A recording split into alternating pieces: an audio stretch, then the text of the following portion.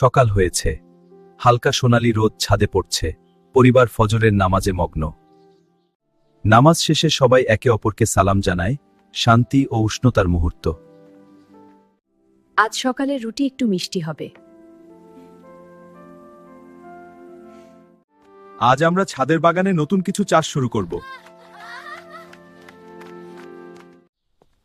সাবধান, আল্লাহর নাম মনে রেখে লাগাবে।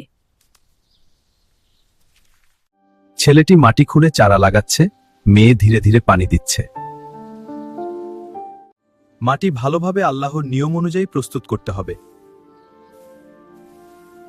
মা মেয়েকে পানি দেওয়া শেখাচ্ছেন, মেয়ে আনন্দে মুচকি হাসছে। প্রতিদিন যত্ন নাও, ধৈর্য ধরো।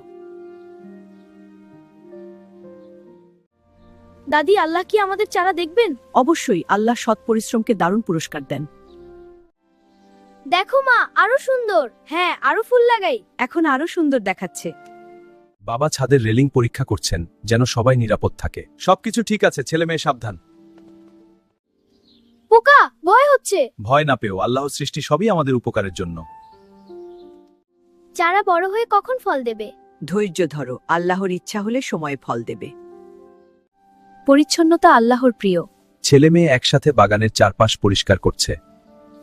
দাদি ছেলে মেয়েকে শেখাচ্ছেন কিভাবে আগাছা সরাতে হয়। চারা কত সুন্দর হয়েছে। হ্যাঁ, খুব সুন্দর। আমরা খুব আনন্দিত। সত্যিই খুব ভালো লাগছে। দেখো চারা কেমন নাচছে। তুমি বড় হয়ে ফল দেবে, তাই না? পরিবার তীব্র রোদ থেকে চারা রক্ষা করে। সাবধানে করো, চারা ঠিক থাকবে।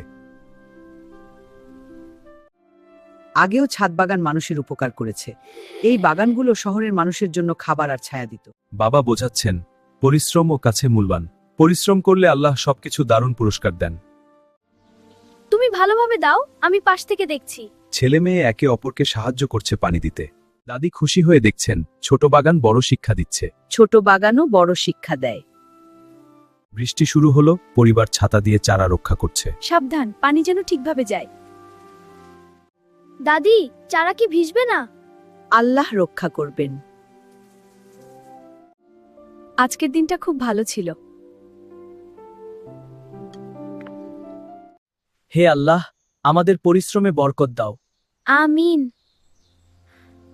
বাবা পরবর্তী দিনের বাগান পরিচর্যার পরিকল্পনা করছেন, আগামীকালও ঠিকমতো পানি দিবে এবং আগাছা সরাবে। পরিবার একত্রে দোয়া করছে আল্লাহর সাহায্য ও বরকতের জন্য।